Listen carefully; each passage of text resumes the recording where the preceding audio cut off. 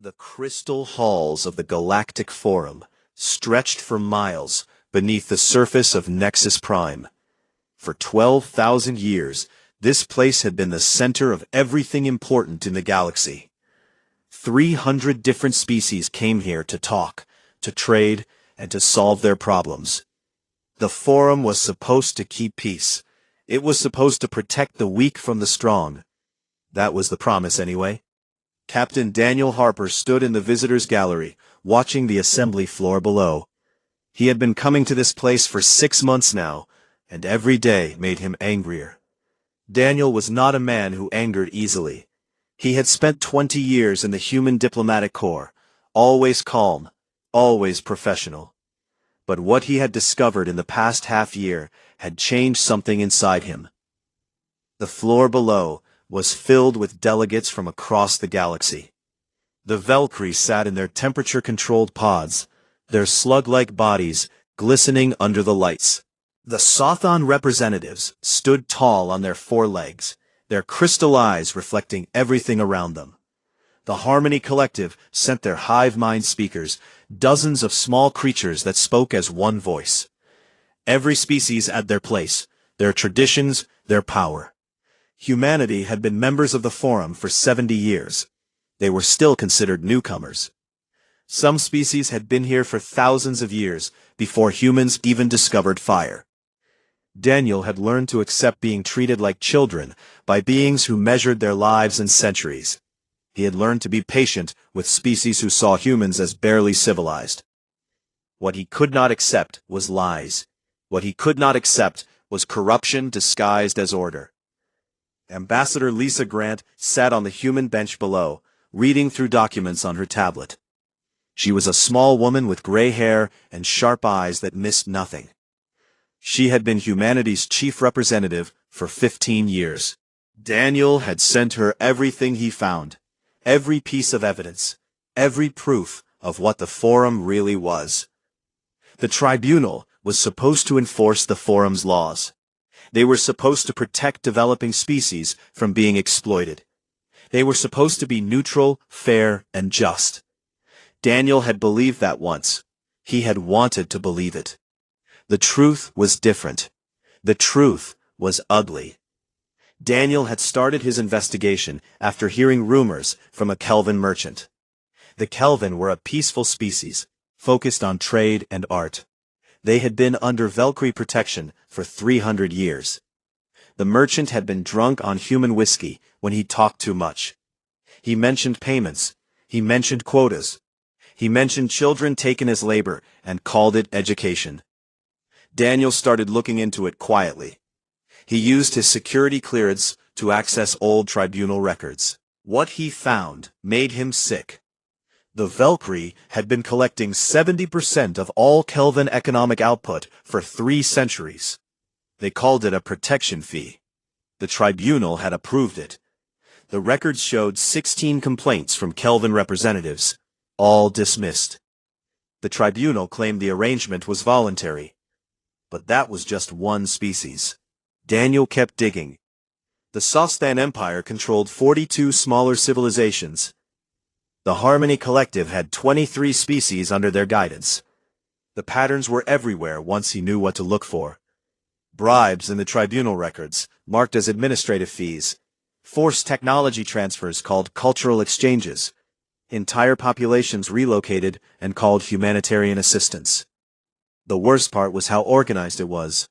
The Council of Elders, the 5 most powerful species in the Forum, had created this system thousands of years ago. They had built an empire and called it civilization. They had created slavery and called it mentorship. Daniel had compiled everything into a report. 3,000 pages of evidence, bank transfers, communication records, testimony from dozens of species who were too afraid to speak publicly. He had given it all to Lisa Grant 2 weeks ago. Today was the day she would present it to the full assembly. The chamber bell rang, a deep sound that vibrated through the floor. All conversations stopped. The speaker of the Forum, a Harmony Collective named Voice of Reason, called the session to order. Lisa Grant stood. Her voice was steady, as she requested time to address the assembly on a matter of urgent importance. The speaker granted her request. Daniel felt his heart beating faster. Lisa began calmly. She explained that humanity had conducted an investigation into tribunal operations. She stated that irregularities had been found. She projected the first document onto the chamber's main display. It was a tribunal approval form from 200 years ago. It authorized the Valkyrie to extract resources from a Kelvin colony world. The estimated value was listed. The percentage given to the tribunal members who approved it was listed right below it.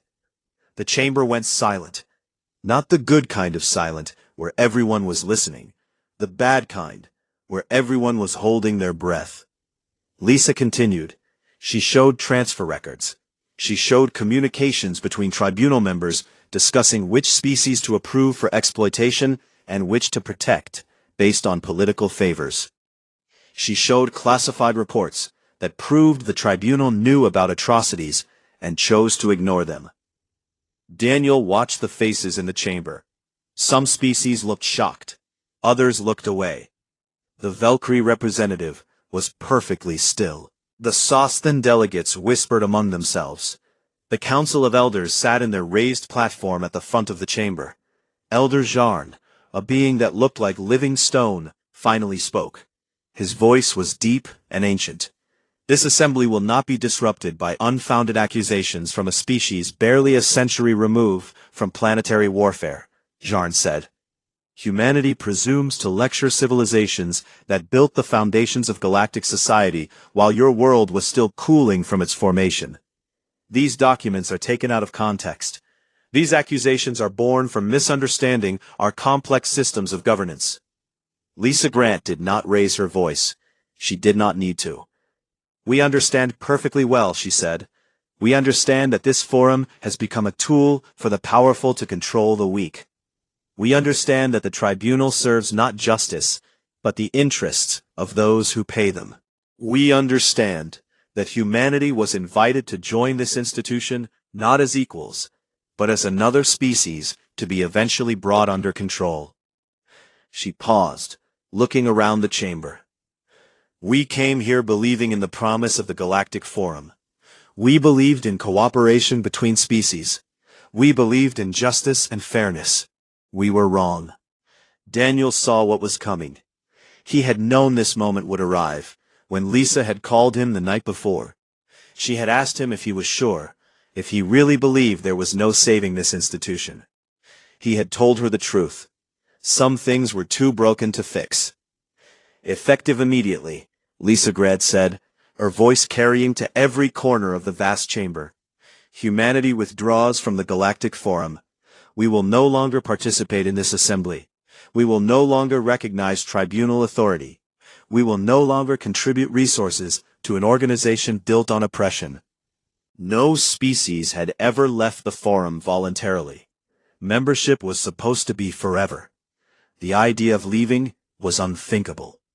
Elder Jarn stood, and for the first time, Daniel heard something like fear in his voice. You cannot simply leave. There are procedures, there are treaties, there are obligations. Lisa Grant was already walking toward the exit. The entire human delegation stood and followed her. Daniel left the gallery and met them in the corridor outside. Is it done? He asked. Lisa nodded. It's done.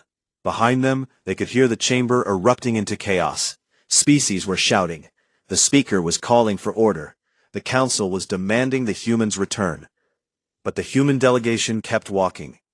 They walked out of the crystal halls, out of the forum complex, and onto their shuttle. Within hours, they would be off Nexus Prime. Within days, every human representative would be recalled from forum territories. The galaxy had watched in confusion as humanity presented evidence of corruption. Now, the galaxy watched in shock as humanity simply walked away. What they did not yet understand was that the real terror was still to come. Because humanity had not just left. They had shown every other oppressed species in the galaxy that leaving was possible.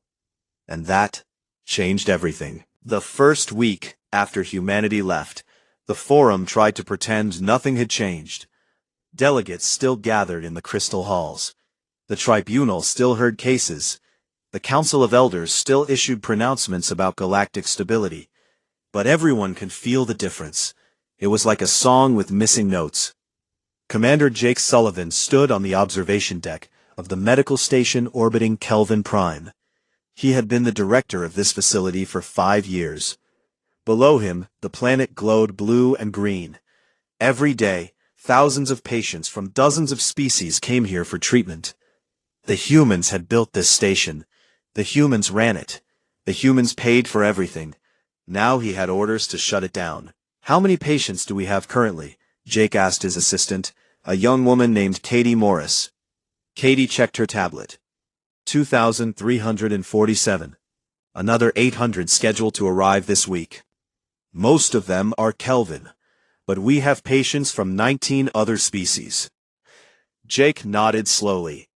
"Start contacting them. Tell them we are ceasing operations in 30 days. Transfer as many as we can to local facilities. For the rest, we will provide transportation to Forum medical centers." Katie looked troubled. "Sir, the Forum facilities charge fees. Most of these patients cannot afford treatment there. That is why they come here." "I know," Jake said quietly, "but we have our orders. Humanity is no longer participating in Forum operations. That includes charitable operations." The medical station was one of 43 that humans operated throughout Forum space. They had been built over the past 70 years, placed in regions where medical care was scarce. The humans had never charged for treatment. They had never asked for anything in return. They had just wanted to help. That was ending now. Across the galaxy, similar conversations were happening. Dr. Amy Peterson was shutting down the Joint Research Facility on Nexus Prime, where humans and 17 other species had been working on faster-than-light communication improvements. Engineer Carl Bennett was halting construction on infrastructure projects that would have brought clean water to 14 developing worlds. The projects were half-finished. They would probably never be completed. The Forum had not realized how much humanity had been giving them. It had seemed natural somehow. The humans were rich, they had resources, they were generous. Nobody had stopped to think about what would happen if that generosity was withdrawn. The second week, the economy began to show cracks. Captain Nicole Wright commanded a human merchant fleet, 20 cargo ships that ran regular routes between Earth and the outer colonies. Her ships also carried goods for other species, connecting trade networks across vast distances. She charged fair rates. Sometimes she carried emergency supplies for free. Now she received new instructions from Earth. Continue commercial operations, but only on a bilateral basis. No more participation in Forum trade agreements. No more using Forum way station facilities. No more following Forum trade routes that required paying access fees to species that controlled key jump points. Nicole looked at the route map on her screen. Half her regular stops were inside Forum territories that charged human ships transit fees. Those fees had always been reasonable. Humanity had never complained. They had paid them as part of being good Forum members. "Plot new routes," Nicole told her navigator, a man named Sam Peterson. "Avoid all Forum-controlled space where possible. Where it is not possible, we will pay transit fees, but we will not carry cargo for Forum members." Sam studied the map. "That is going to add weeks to some routes, and we are going to have to drop about 60% of our regular customers." "I know," Nicole said. "Send them a message. Polite, but clear. Humanity will continue trading with any species on an individual basis, but we will not participate in Forum-sanctioned trade networks anymore." The impact was immediate. Human trade routes had connected distant parts of the galaxy. A merchant from the Harmony Collective might send goods through human ships to reach the outer rim, saving months of travel time. Those connections were being severed. But it was not just trade. It was everything. The Forum operated on a system of complex translation technology. With 300 species speaking thousands of languages, Communication had always been a challenge. Humans had contributed their artificial intelligence systems to improve translation accuracy. Human linguists had spent decades creating better translation databases. Now those systems were being withdrawn. The AI cores were removed from forum facilities. The linguists were recalled. Translation quality dropped overnight. Misunderstandings increased. Disputes that would have been easily resolved became conflicts. Ambassador Victor Chen of the Harmony Collective was one of the first to recognize the crisis. He had worked closely with humans for 20 years. He considered many of them friends. He had been shocked by their withdrawal, but he had assumed it was an emotional reaction. He thought they would cool down and return within a few months. 3 weeks after the withdrawal, he knew he had been wrong. Victor sent an urgent message to Earth, marked for immediate attention of President Karen White. He explained the situation. He suggested a compromise. Perhaps humanity could return if certain reforms were made to the tribunal. The response came from Lisa Grant, no longer titled as ambassador. Her message was brief. Ambassador Chen, humanity appreciates your concern. However, we are not interested in reforming the tribunal. We are not interested in renegotiating our membership. The Galactic Forum is a corrupt institution built on the exploitation of weaker species. We will not participate in it under any circumstances. Please direct all future communications through standard diplomatic channels between our respective governments, not through forum offices. Victor read the message 3 times. The finality of it was stunning. The humans were not bluffing. They were not posturing for better terms. They were done. He began making calls to other species. He found that many of them were receiving similar messages from humans. Trade would continue, but only on direct terms. Scientific cooperation would continue, but only through bilateral agreements. Humanitarian aid would be considered on a case-by-case basis. What would not continue was any activity that supported the forum structure. The 4th week, the humanitarian crisis began. On the frontier world of Callian 7, 3,000 colonists from a developing species called the Prin had been dependent on food shipments coordinated through the Forum Aid Program. The humans had been providing 70% of those shipments, though few people had realized it. The shipments stopped. The Forum scrambled to find alternative sources. They contacted the Valkyrie, who demanded payment. They contacted the Sosthan Empire, who said they were not in the charity business. They contacted a dozen other species. Everyone wanted payment. Everyone wanted something in return. The Forum had operated for thousands of years on a simple assumption. There would always be enough resources, because the rich species would contribute them. The humans had been contributing more than anyone else, but it had seemed like such a natural thing. They were wealthy. They were generous. They would always help. Now the Forum understood. The humans had been holding together systems that would have collapsed without them, and they had done it so quietly, so efficiently, that nobody had noticed. Elder Jarn called an emergency council meeting in the 5th week. The 5 most powerful species gathered in their private chamber, away from the main assembly floor. The situation is becoming critical, said Voice of Reason from the Harmony Collective. 17 aid programs have failed. Trade volumes are down 32%. Translation errors have caused 3 diplomatic incidents, and we are receiving reports of independence movements among subject species. The humans will return, said the Valkyrie representative, Elder Soth. They are emotional creatures. They will realize they need the Forum more than we need them. Jarn was not so sure. He had reviewed the reports carefully. The humans were not suffering from their withdrawal. If anything, they seemed relieved. They were redirecting resources to their own colonies, to bilateral agreements with species willing to work outside the Forum structure. They were building something new. What if they do not return? Jarn asked. The chamber fell silent. Nobody wanted to consider that possibility. Then we will need to adapt, Voice of Reason finally said. We will need to find ways to replace what they provided. But everyone in that room knew the truth. What the humans had provided was not just resources, or technology, or medical care. They had provided something more fundamental. They had provided legitimacy. For 70 years, humans had been the Forum's greatest advocates. They had believed in the institution. They had defended it. They had worked to make it better. When other species criticized the Forum, humans had argued for reform from within. Now those same humans were telling the galaxy that the Forum was beyond reform. They were saying it was built on corruption and could not be saved. And species across the galaxy were starting to believe them. In the human embassy on Earth, Daniel Harper watched the reports coming in from across the galaxy. The Forum was struggling. Supply chains were breaking. Aid programs were failing. Translation systems were degraded. Everything that humans had quietly been supporting was falling apart.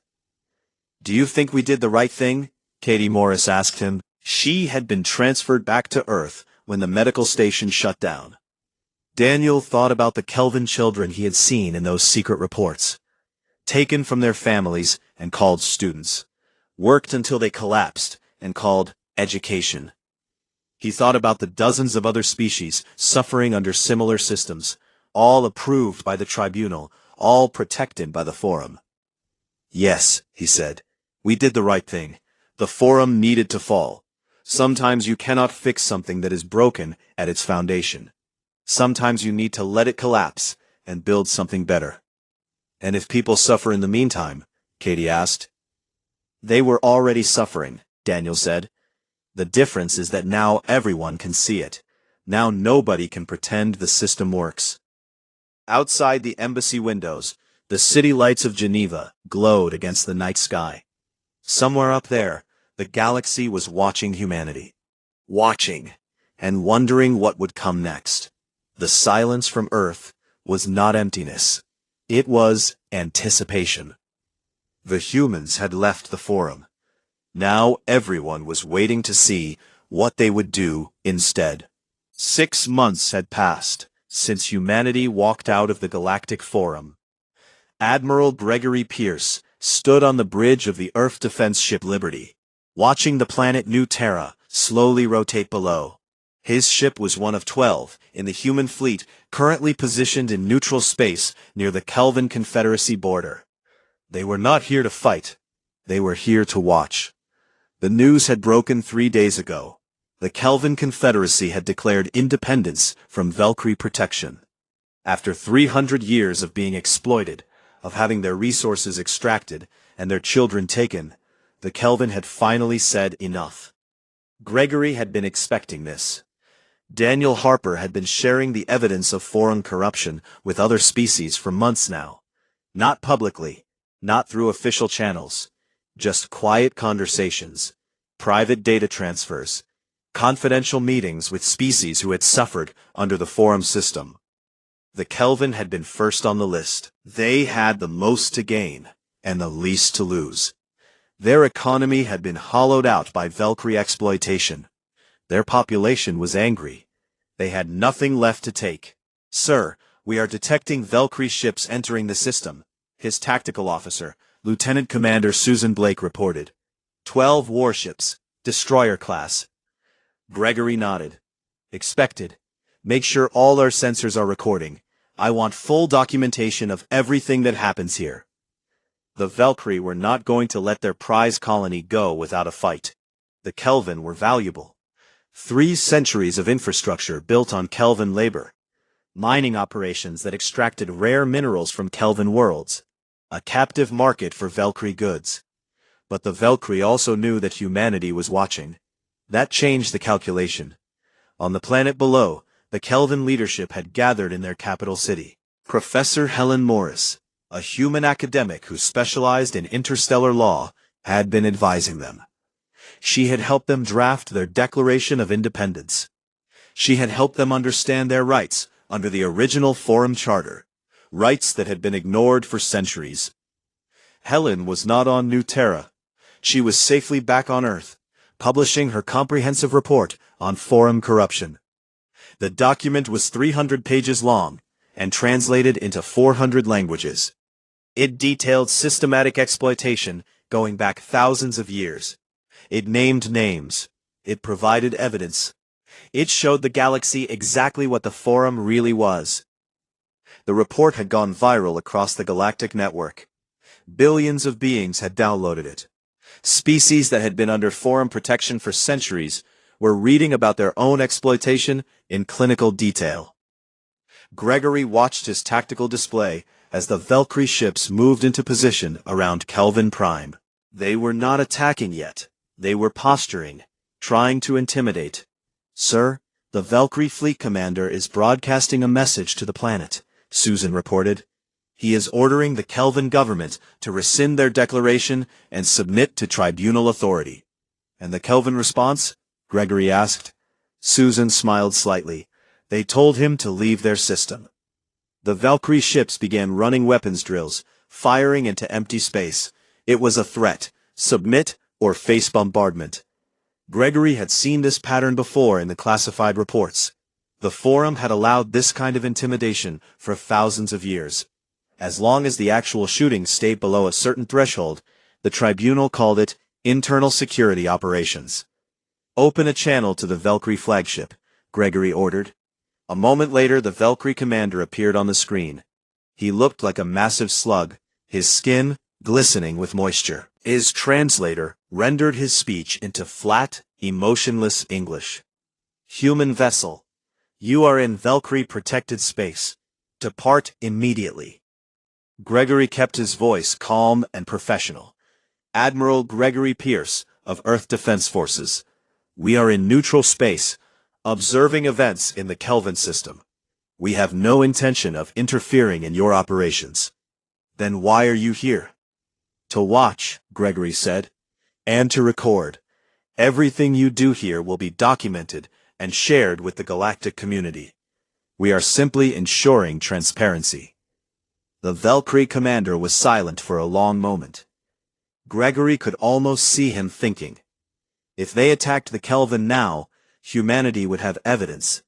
That evidence would spread across the galaxy. Other subject species would see what happened to those who tried to leave. But everyone would also see the Valkyrie using military force against an unarmed population. In the past, the Forum had looked the other way. Now, with humans actively spreading evidence of Forum crimes, every action would be scrutinized. "This is an internal matter," the Valkyrie commander finally said. "It does not concern humanity." "Everything concerns humanity now," Gregory replied. "We are no longer bound by Forum rules about non-interference. We will observe what we choose to observe. We will document what we choose to document. And we will share that documentation with anyone who wants to see it." The channel closed. Gregory watched as the Valkyrie fleet maintained position for another hour. Then, slowly, they began to withdraw. They left the system completely. "They backed down," Susan said, sounding surprised. "They had no choice," Gregory said. "They could not afford to give us footage of them bombarding civilian targets. Not now, not with the whole galaxy watching." Down on Kelvin Prime, celebrations erupted.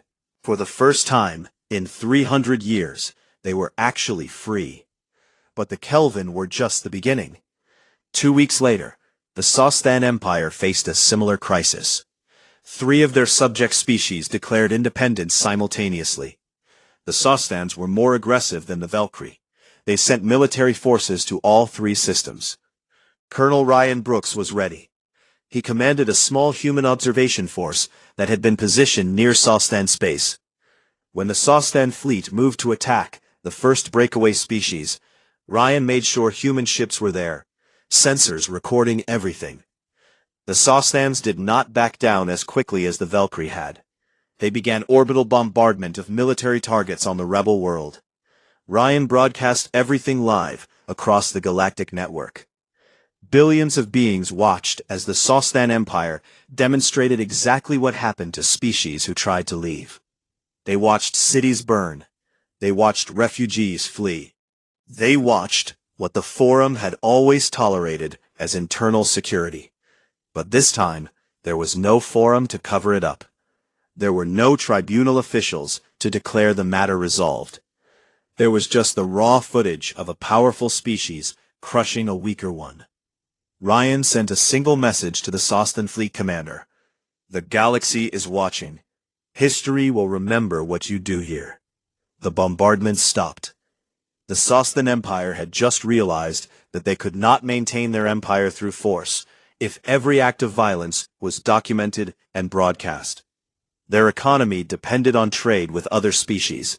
Their reputation mattered. Within a month, all three rebel species had successfully separated from Sostan control. The Empire had backed down rather than face complete diplomatic isolation. Across the galaxy, the news spread like wildfire. Subject species could leave their protectors. The Forum would not stop them. The Tribunal would not intervene. And humanity would make sure the whole galaxy watched any attempt at violent retaliation. By the end of the 7th month, 23 species had declared independence. The number kept growing. Elder Jarn sat in his private chambers on Nexus Prime, reviewing the reports. The Forum was losing control. The whole system was collapsing. Species that had been subjects for thousands of years were walking away. The Council of Elders called emergency meetings almost daily now. Everyone had suggestions: increase tribunal forces, offer reforms, promise better treatment, but nothing worked. The momentum had shifted. Voice of Reason from the Harmony Collective tried to be optimistic. This is a temporary crisis. Once the subject species realize they cannot survive without Forum protection, they will return. But Jarn knew better. He had been studying humanity for the past 6 months, trying to understand them. What he had learned terrified him. Humans were not just documenting Forum crimes. They were actively helping the breakaway species survive. Trade agreements were being signed between Earth and newly independent worlds. Human advisors were helping them establish governments. Human loans were funding their transitions to independence. Humanity was building an alternative to the Forum. They were doing it quietly, without grand announcements. But they were doing it. Katie Morris had been reassigned to the Earth Diplomatic Corps after the medical station closure. Her new job was coordinating humanitarian aid to newly independent species. She worked 18-hour days, connecting food shipments, medical supplies, and technical assistance to worlds that had just broken free from their protectors. "How many species are we currently assisting?" she asked her supervisor, a diplomatic officer named Ben Carter. Ben checked his files. "That number will probably increase next month. We have reports of 6 more species preparing independence declarations." Katie felt a sense of satisfaction. The Forum had controlled these species for centuries. They had extracted their wealth, suppressed their development, and called it protection. Now those same species were finally free. "What about the Forum?" she asked. "How are they responding?" "They are panicking," Ben said with a slight smile. "The Council keeps sending messages to Earth, asking for meetings. They want to negotiate. They want to understand what we want." "What do we tell them?" "Nothing," Ben said. "We are done talking to them. We are focused on building something better." That something better did not have a name yet. It was not an organization or an alliance. It was just a growing network of species who had chosen to work together, without Forum interference. Trade agreements, defense pacts, scientific cooperation. All of it happened outside the Forum structure. All of it happened between sovereign equals, not between protectors and subjects. Daniel Harper watched it all happening from his office in Geneva. The Forum was dying. Not quickly, but inevitably. Like a tree with rotten roots, it was only a matter of time before it fell. He received a message from Lisa Grant. She was on New Terra, meeting with representatives from 15 newly independent species. They wanted to formalize their cooperation. They wanted to create something permanent. "What should we call it?" Lisa asked him over the video call. Daniel thought for a moment. "Keep it simple. Call it what it is. The Free Assembly." Lisa nodded. "The Free Assembly. I like that. Equal voices, no protectors or subjects, just species working together." Exactly, Daniel said. The galaxy had watched in confusion as humanity left the forum. Then they had watched in shock as subject species followed. Now they were watching in growing terror as an alternative to the forum took shape. The old powers were finally understanding what humanity had done. By walking away, humans had not just abandoned the forum. They had shown everyone else that leaving was possible, that freedom was possible, that the system could be changed. And that realization was more dangerous to the forum than any weapon. 1 year after humanity's departure from the Galactic Forum, Elder Jarn stood before the council chamber and admitted something that had been unthinkable 12 months earlier. The forum was dying. The numbers told the story. 23 species had declared independence in the first 6 months. That number had grown to 57 by the end of the year. Trade through forum channels had dropped by 60%. The common currency was failing as species lost confidence in forum stability. Dozens of aid programs had collapsed completely. But the real crisis was not the numbers. It was the fear. For 12,000 years, the forum had been the center of galactic civilization. Membership was forever. Authority was absolute. The system was stable. Now that stability was revealed as an illusion, and the species who had built their power on that illusion were terrified. Elder Jarn had made a decision that the other council members had opposed. He was going to Earth. Not to negotiate through intermediaries, not to send messages through diplomatic channels. He was going to meet with the humans directly and find out what they wanted. The other elders thought he was surrendering. Maybe they were right. But Jarn had lived for 600 years, and he knew when a battle was already lost. The question now was whether anything could be salvaged from the defeat. The journey to Earth took 3 weeks. Jarn traveled alone, in a small diplomatic vessel. No escorts, no ceremony, no grand announcement. He simply requested a meeting with President Karen White, and was granted one. Earth surprised him. He had expected a fortress world, heavily defended, and suspicious. Instead, he found a planet that seemed relaxed and confident. Human ships moved freely through the system. Trade stations bustled with activity. Everything seemed normal. The humans had not been hurt by leaving the forum. If anything, they seemed relieved to be free of it. Jarn was brought to Geneva, to the old United Nations building where humanity had once governed itself before reaching the stars. President Karen White met him in a simple conference room. No guards, no weapons, just 2 leaders sitting across a table from each other. "Thank you for seeing me," Jarn said through his translator. Karen White was an older woman with gray hair and calm eyes. She studied Jarn for a moment before responding. "I am curious why you came. The forum has nothing we want."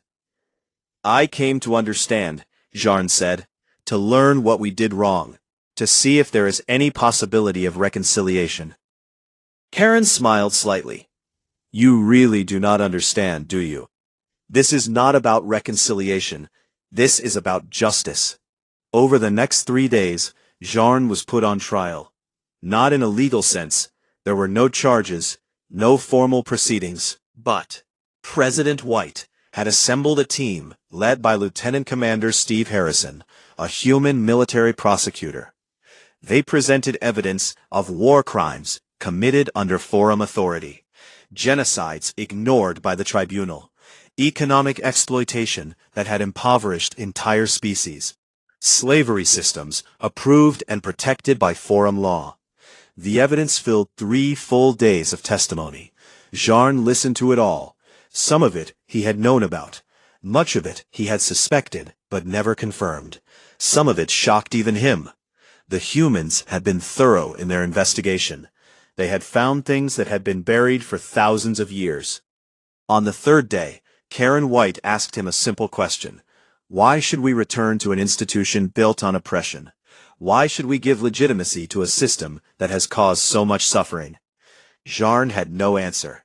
Every argument he had prepared, seemed hollow in the face of the evidence. The Forum was guilty of everything the humans accused it of. There was no defense, no justification, no excuse. "What do you want?" Jarn finally asked. "What would it take for humanity to forgive what has been done?" "Forgiveness is not ours to give," Karen said. "We were not the victims. Ask the Kelvin about forgiveness. Ask the 42 species enslaved by the Sostans. Ask the millions who died while the tribunal looked away." "Then what?" Jarn asked. "What happens now?" Karen stood and walked to the window. Outside, Geneva was bright with spring sunshine. "The Forum will collapse. That is inevitable now. The question is whether it collapses peacefully or violently. Whether the old powers can accept the new reality, or whether they will fight to maintain control they have already lost. And humanity's role in this? We are building something better," Karen said. "Something based on consent and equality. Something transparent and accountable. We call it the Free Assembly." Jarn had heard of it. Intelligence reports had been coming in for months. The Free Assembly was growing rapidly. Currently, 120 species had joined. Unlike the Forum, membership was voluntary and could be revoked at any time. Unlike the Forum, there were no protectors and subjects. Every species had equal voice, regardless of size or power. "You are creating a rival to the Forum," Jarn said. "No," Karen corrected. "We are creating an alternative. Species are free to choose. Many are choosing us because we offer something the Forum never did. Actual democracy, actual justice, actual equality." While Jarn was learning hard truths on Earth, Captain Beth Nelson was building the future in the Outer Rim. She had been assigned to coordinate the Free Assembly's first physical gathering. 120 species were sending representatives to New Terra for a constitutional convention. Beth had spent months preparing. The logistics were complex. Different species had different environmental needs. Translation systems had to be perfect. Security had to be tight but not oppressive. Everything had to demonstrate that this new system would be different from the old one. The Constitutional Convention opened on schedule. Species from across the galaxy gathered in a massive hall built specifically for this purpose. Unlike the Forum's Crystal Palace on Nexus Prime, this hall was simple and functional. No grand displays of power. No elevated platforms for the mighty. Every delegation had the same seating, the same resources, the same voice. Beth watched from the observation deck as the delegates debated the fundamental principles of their new association. It was messy. Different species had different priorities. Arguments broke out. Compromises had to be reached. But nobody was threatening anyone. Nobody was pulling rank based on age or power. They were actually trying to build something together. The constitution that emerged after 6 weeks of debate was simple. 3 core principles: sovereign equality of all members, transparent governance with no secret courts or hidden fees, and absolute prohibition on exploitation of any member by any other member. Any violation of these principles would result in immediate expulsion from the Assembly. Any member could leave at any time for any reason. Decisions required consensus of at least 70% of members. It was everything the Forum was not. Back on Nexus Prime, the Forum was attempting to respond. The Council of Elders had proposed reforms. They offered to restructure the tribunal. They promised to investigate corruption. They pledged to end exploitation of subject species. The trust was gone. Once people saw what the system really was, they could not unsee it. Voice of Reason from the Harmony Collective tried to maintain optimism in council meetings. "We still have over 200 species in the Forum. We are still the majority. We can rebuild." But the mathematics were against them. Of the 200 remaining species, most were the old powers who benefited from the corrupt system. The species who had actually believed in the Forum's stated principles had already left. What remained was a collection of exploiters and those too afraid to leave. Elder Soth of the Valkyrie proposed a different approach. We should use military force. Crush the Free Assembly before it grows stronger. Make an example of the humans. The chamber fell silent. Everyone knew this was suicide. Humanity had a formidable military. More importantly, any attack on the Free Assembly would unite its members. It would transform a loose association into a defensive alliance overnight. No, Jarn said when he returned from Earth. Military force is not an option. We have already lost. The question now is how we end this with dignity. The other elders stared at him. You surrender? Elder Soth asked incredulously. I recognize reality, Jarn replied. The forum is finished. It has been finished since the moment humanity walked out. We just did not realize it yet. He told them everything he had learned on Earth. The evidence of crimes, the moral bankruptcy of their system, the alternative that was being built. By the time he finished, even the most stubborn council members understood.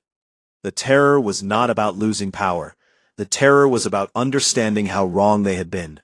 For thousands of years, they had convinced themselves that the forum was necessary, that exploitation was acceptable if it maintained stability, that the suffering of subject species was the price of galactic order. Now they saw the truth. The suffering had been unnecessary. The exploitation had been chosen, not required. The system had been corrupt from its foundation, and they had all been complicit. Commander Jake Sullivan had returned to active duty after the medical station closure. He was now part of the Free Assembly's humanitarian coordination team. His job was helping newly independent species build their own medical infrastructure. It was harder work than running a forum medical station. He could not just provide care. He had to teach these species to provide care for themselves. He had to help them build systems that would outlast any single donor. But it was better work, more meaningful, because he was not creating dependency. He was creating capacity.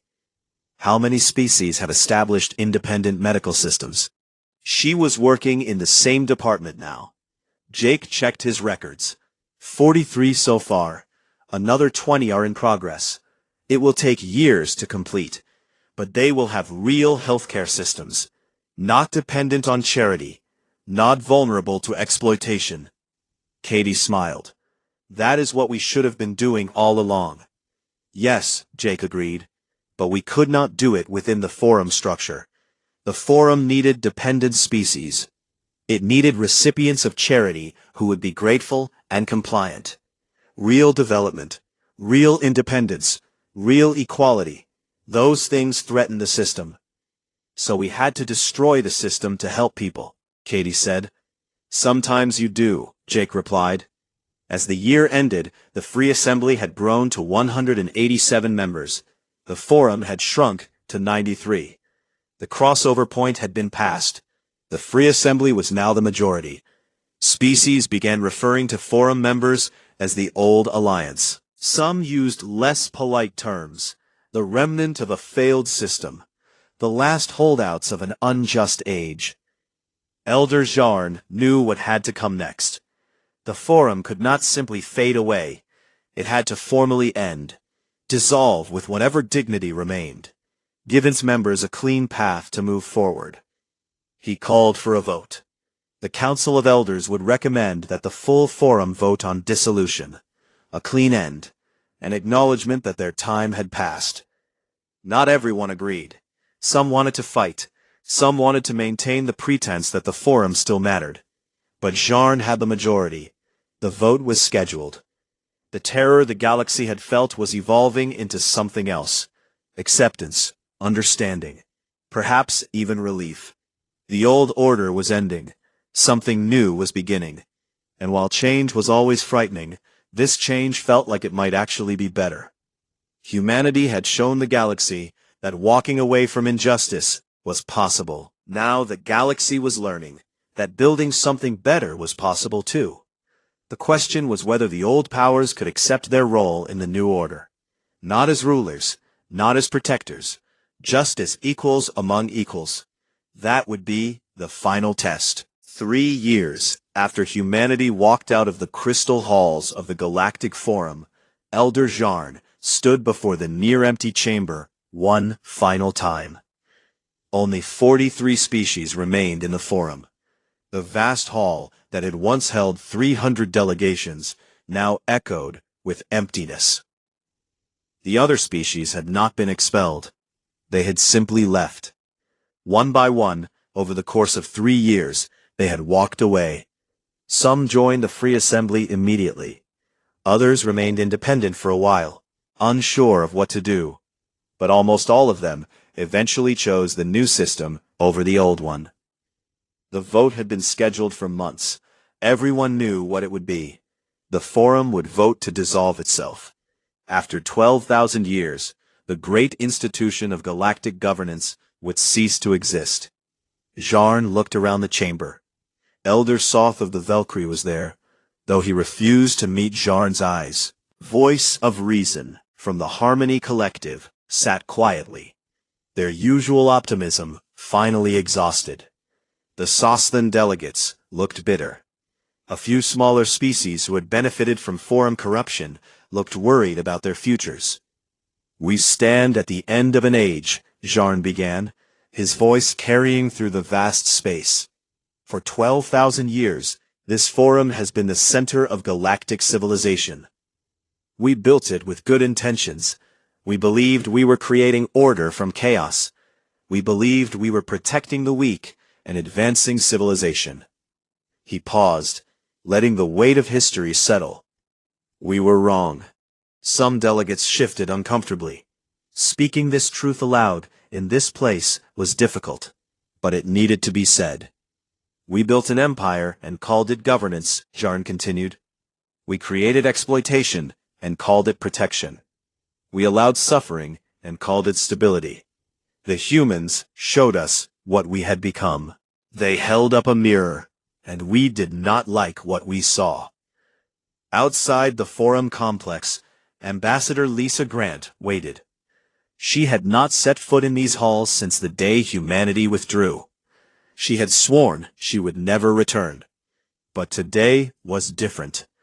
Today she was not here as a forum member. She was here as a witness to its end.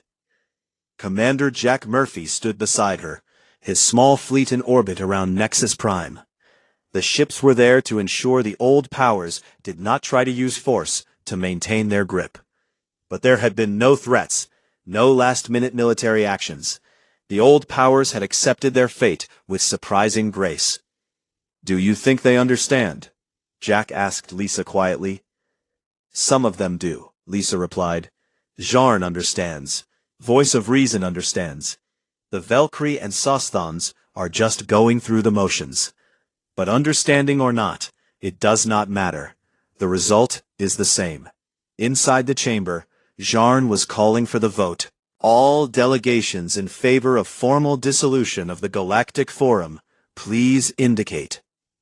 Every delegation voted yes. Even those who had fought against this moment to the end recognized that continuing was pointless. The forum was already dead. This was just making it official. "The measure passes unanimously," Zarn announced. "By the authority vested in this council, and with the consent of all member species, the Galactic Forum is hereby dissolved. This chamber is closed. Our work is finished." The silence that followed was profound. 12,000 years of history ended not with grand speeches or dramatic gestures, but with a simple vote and quiet acceptance. The delegates began to leave. No ceremony, no final celebration. They just stood, gathered their belongings, and walked out. The crystal halls that had witnessed so much history slowly emptied. Zarn was the last to leave. He stood alone in the chamber for a long moment, looking at the empty seats. Then he too walked out, closing the great doors behind him. Outside, Lisa Grant was waiting for him. "Ambassador Grant," Jarn said, his translator rendering his surprise. "I did not expect to see you here." "I promised myself I would never return to the Forum," Lisa said. "But the Forum no longer exists, does it? I came to witness the end, and to discuss the future." The future belongs to your free assembly now, Jarn said. No, Lisa corrected gently. The future belongs to everyone. The free assembly is just a tool, a way for species to cooperate as equals. Your species is welcome to join, if you choose. Jarn was silent for a moment. After everything we have done? After everything everyone has done, Lisa said. The free assembly is not about punishment or revenge. It is about building something better. That requires everyone, including the species who benefited from the old system. 5 years after humanity deserted the Forum, the Free Assembly held its first full Congress on New Terra. 342 species attended. That was more than had ever belonged to the Forum at its peak. The difference was that every species here had chosen to come. Nobody was coerced. Nobody was pressured. They came because they believed in the principles. Equal representation, transparent governance, no exploitation.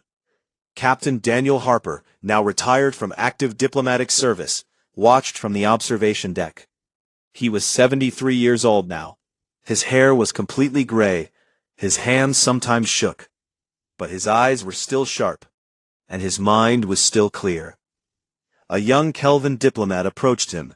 Her name was Sina, and she had been one of the children mentioned in Daniel's original report. She had been taken from her family at age 7 and put to work in a Valkyrie factory. The humans had helped return her home when the Kelvin gained independence. Now she was 22 and representing her people in the Free Assembly.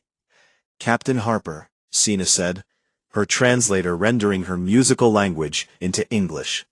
I wanted to thank you. Without your investigation, without the evidence you gathered, my people would still be enslaved. Daniel shook his head. I just documented what was already happening. Your people freed themselves. But you showed us it was possible, Sina insisted. You showed us that the system could be challenged, that walking away was an option.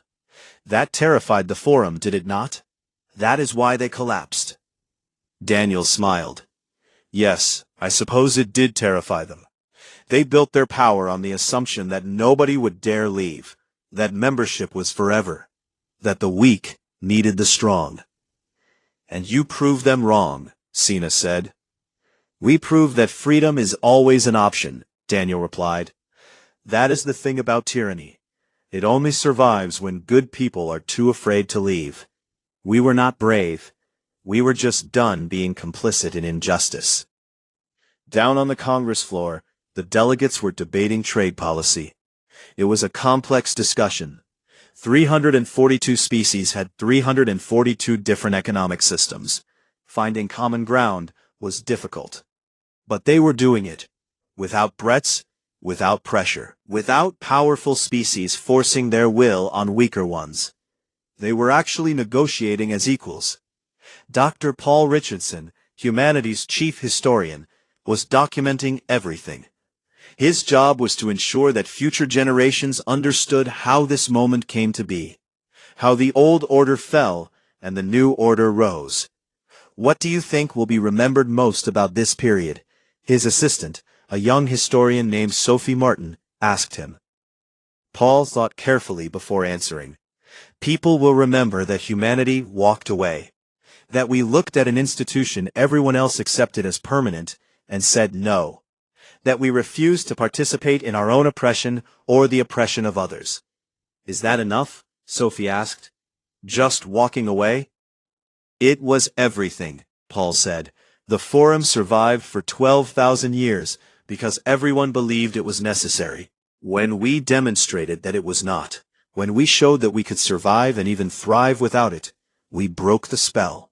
We showed other species that they did not need to accept exploitation as the price of stability. The Free Assembly Congress continued for 3 weeks.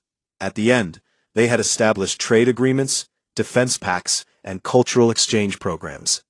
They had created a common currency backed by the economies of all member species, not just the powerful ones. They had established courts that would hear disputes between species, with judges drawn from neutral parties. It was not perfect. There were arguments and disagreements. Some species wanted more centralized authority. Others wanted complete independence. Compromises had to be reached, but it was democratic, it was transparent, it was accountable, and it was fundamentally different from what had come before. Elder Jarn had chosen to attend the Congress as an observer. His species had not yet joined the Free Assembly. They were still deciding, still processing their fall from power, still learning to think of themselves as equals rather than rulers. On the final day, President Karen White invited him to a private meeting. They met in the same conference room where they had first talked 5 years earlier. "Have you decided?" Karen asked. "Will your species join us?" "I believe we will," Jarn said, "though it is difficult for my people. We are used to being in charge. Being just another voice among hundreds is humbling." "Good," Karen said simply. "Humility is important." The forum fell because the powerful forgot how to be humble. They forgot that their power came from the consent of others, not from some inherent right to rule. "You could have taken revenge," Jarn said. "When the forum collapsed, humanity could have seized control. You had the military force. You had the economic power. You could have built your own empire." "We could have," Karen agreed, "but that would have just recreated the problem. The issue was never who was in charge. The issue was the idea that anyone should be in charge, that any species should have power over others without their consent." "So you built a system without rulers," Jarn said. "We built a system where everyone rules together," Karen corrected, "where power is shared and distributed, where no single species can dominate. It is messier than the old way. It is slower. It is less efficient. But it is more just."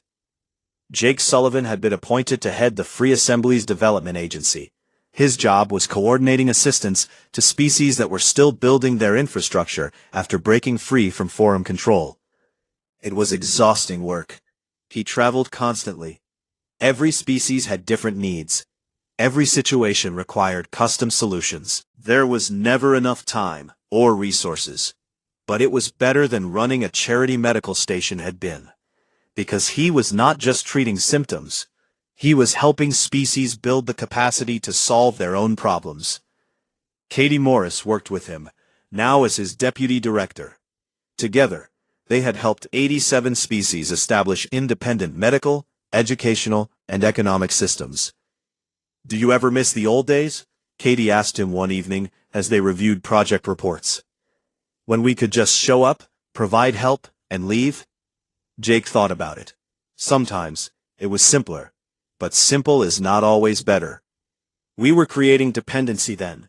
Now we are creating independence. That is harder, but more important. "The forum never wanted independent species," Katie said. "They wanted grateful subjects." "Exactly," Jake agreed, "and that is why they fell. You cannot build a stable system on dependency and gratitude. You can only build it on equality and mutual respect." Captain Beth Nelson had been promoted to admiral. She now commanded the Free Assembly's Joint Defense Force, a volunteer coalition of ships from 60 different species. It was not a large force. It did not need to be. The Free Assembly did not conquer. It did not expand through force. It grew because species chose to join. And they chose to join because they saw something better than what they had before. The old forum species had mostly joined by now. The Valkyrie, the Saucestans, even the Harmony Collective, all had swallowed their pride and accepted membership as equals. Some did so, grudgingly. Others, like Jarn's species, seemed genuinely committed to the new way. Time would tell which was which. Daniel Harper spent his final years writing. He wanted to make sure the lessons of this period were not forgotten. He wanted future generations to understand what had happened and why. His book was called simply The Walkaway. It detailed humanity's withdrawal from the forum and the cascade of events that followed. It explained the moral reasoning. It documented the evidence of forum crimes. It analyzed the collapse and the rise of the Free Assembly. But most importantly, it ended with a warning. The Free Assembly is better than the forum was, But it is not perfect. It is not immune to corruption. The same forces that destroyed the Forum, greed, fear, the desire for power, still exist. The only defense is vigilance. The only protection is the willingness to walk away again, if necessary. Freedom is not a destination, it is a practice. It requires constant effort, constant attention, constant courage to say no when saying yes would be easier. Sina read Daniel's book when it was published. She was 35 now, a senior diplomat in the Kelvin delegation. She understood what he meant. The free assembly was not guaranteed to last forever. It would last only as long as its members were willing to defend its principles. But that was true of anything worth having. Democracy, justice, equality. All of them required constant defense against those who would corrupt them. The galaxy had learned what humans knew all along. The most powerful act of rebellion is to simply refuse to participate in your own oppression. The Forum had watched in terror as humans deserted because they understood what that meant. It meant the end of their power, the end of their system, the end of an age built on exploitation disguised as civilization, and the beginning of something better. Not perfect, never perfect, but built on consent rather than coercion, on equality rather than hierarchy, on justice rather than convenience. The galaxy had watched in terror, then in confusion, then in understanding, and finally in hope. Because if humans could walk away from injustice and build something better, then maybe anyone could. Maybe everyone could. And that changed everything.